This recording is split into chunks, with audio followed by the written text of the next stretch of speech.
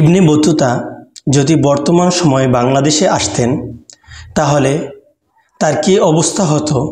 মনে করেন বর্তমান সময়ে ইবনে বতুতা বাংলাদেশে এসেছেন, রাজনৈতিক বিভিন্ন সভা সমিতি থেকে শুরু করে বিভিন্ন প্রোগ্রাম এবং ইজতেমার মাঠেও তাকে যোগদান করতে হয়েছে।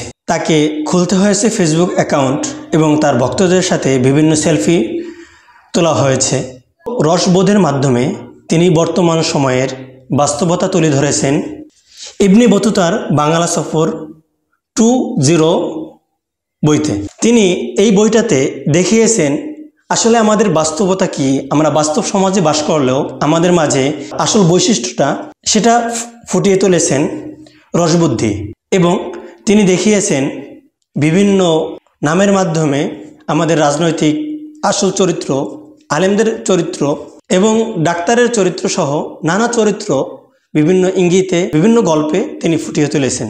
এই চমৎকার বইটি পড়ে আপনি কখনো হাসবেন এবং হাসতে হাসতে মনে হবে এটা এই সময়ের এই সমাজের বাস্তবতাই তিনি তুলে ধরেছেন, যদিও এটা রসবোধে ঢাকা। সকালে ঘুম থেকে উঠেই মেজাজ তিরিক্কি হয়ে গেল।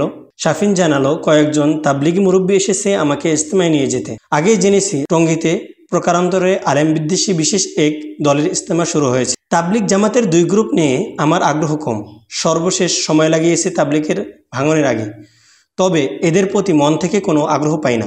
আলেম বিদ্বেষী গ্রুপটা নিয়ে যাওয়ার জন্য যে চেষ্টা এবং তদবির করেছিল সেটাও তিনি রসবোধের মাধ্যমে তুলে ধরেছেন। এমনকি বাংলাদেশের রাষ্ট্রপতিকে তিনি নাদির শাহের গল্পের মাধ্যমে ফুটিয়ে তুলেছেন।